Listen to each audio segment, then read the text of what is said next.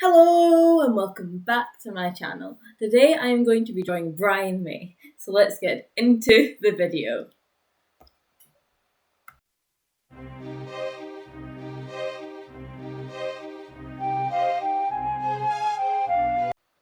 I started off by looking up a great photo of Brian May.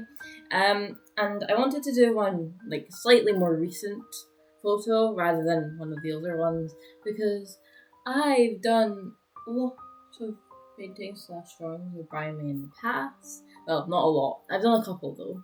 And I've always done older photos, so I wanted to do a more recent one. So I picked this one and I started to sketch it out.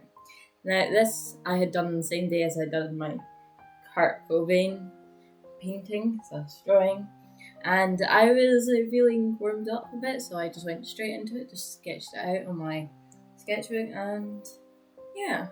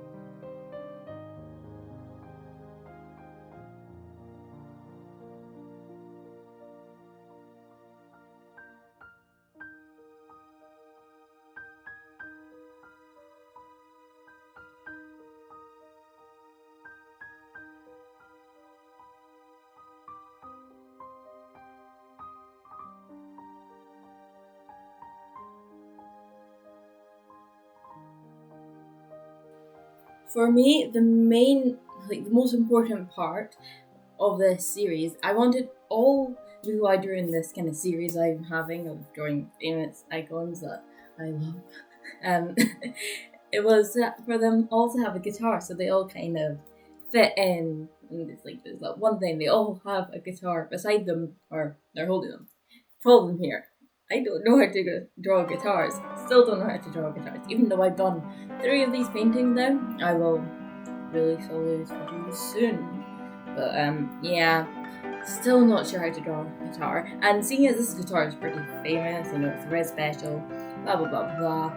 Yeah, I was a bit like not sure how to go about it because I don't know what I'm doing. I tried, it still turned out really wonky, but you know what? Until I learn how to draw a guitar, all the guitars I draw are going to be a bit wonky. I mean, even when I still learn how to draw a guitar, they're probably still going to turn out wonky because everything I do always turns out a little bit lopsided. Because I tend to lean weirdly when I'm drawing or just doing anything, to be honest. So everything I do is always just slightly tipped, like tilted and slanted and slightly off grain. And okay, it's great, really great. I mean, I guess I could sit and draw normally, like a normal human being, or I could sit to the side, facing like a 3/4 view, my entire body tilted over in a little curve, like a C shape, and my head, or my elbow leaning on the desk, and I'm like, yeah, not the best way to draw. Don't do it. It gives you a very sore back after you've done it for a while, and everything turns out like lopsided, like I said.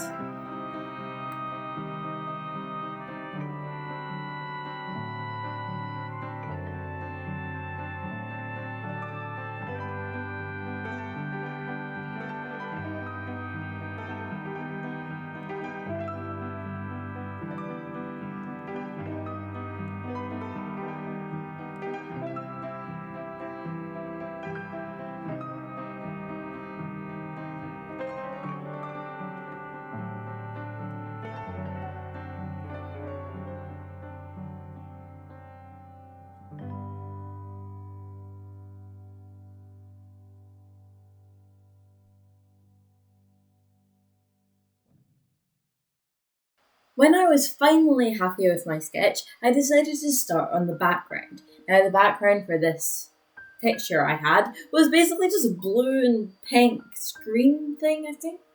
So anyway, there wasn't a very complicated background, which was good because if there was, I would probably have ignored it and just done my own thing. But since it was very simple, I decided I'd go for it. Because just generally, I like simple backgrounds. They're complicated, okay? Eventually, I will get more into doing complicated backgrounds. Hopefully. But till now, it's either splatters, plain block colour, or just plain white and it's just a character. Or there's no character at all and I just do the background. But I don't ever do them like together in the one illustration. Sometimes I just do landscapes and stuff, which are fun. They are fun. And sometimes I just do characters, but I never really mix them because it's very complicated to get a nice background and a character in the same picture. So I never do. But anyway, back on topic. I'm very good at going off topic. I'm great at that. I'm not very good at staying on what I'm supposed to be talking about. But basically, there's the background. Very simple. The one in the actual picture is a little bit more saturated, but I went with the kind of like more toned down colours. Just because the picture was quite toned down and I felt like a really bright background would probably made the character pop more. But at the time I was like, it might not go, a little bit out of place. I don't know. My brain sometimes just doesn't work. It's like, oh yeah, contrast. I don't know that. I'm just gonna use the same tones and it's gonna look great. It never does. Just saying. I should probably make a video on practicing using the color theory again, like contrast and just learning how to use these things better. But anyway, so the background is finished. Now I have to move on to the main character's colours. Oh, Brown Maze colours. He's wearing the t-shirt. If you like Queen, you know that this is News of the World. That album has this kind of robot character. And yeah, so basically Brown Maze wearing this t-shirt with the robot character. It's amazing. I need that t-shirt. Need it. But yeah, so I did that. And then Brown May's grey hair because it's so iconic. The brown hair thing. Brown May hair thing. So iconic. It's amazing. And then I just started kind of putting in the other things, you know, the t-shirt, the bass, the guitar, very special. Yeah, all the colours. I started putting them in.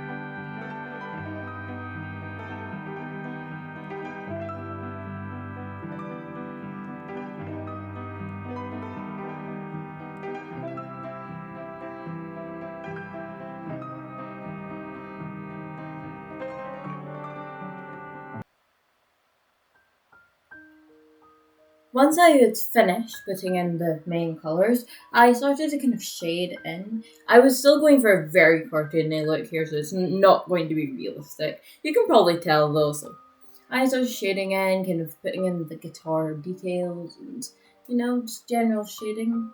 Something that I do.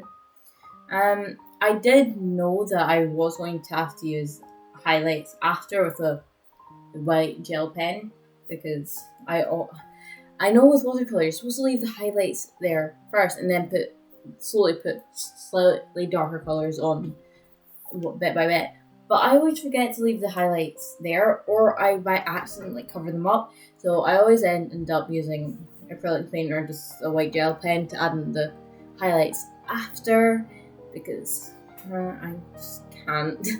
It's a lot easier for me. So yeah, that's how I do it.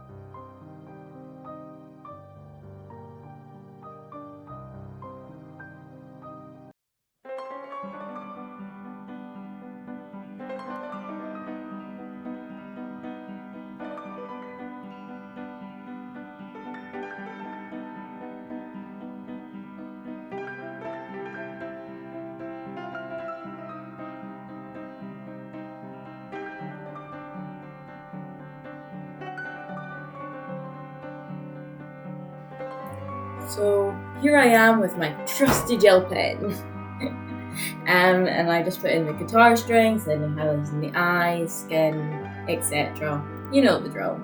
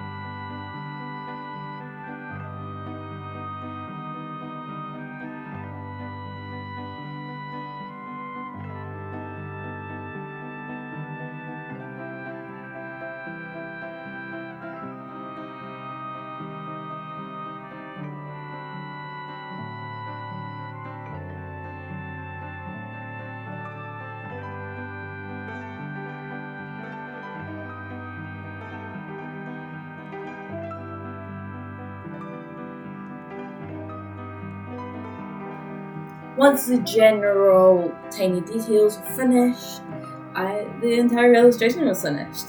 If you like this video, please like and subscribe if you haven't already. And I'll see you guys next week. Goodbye!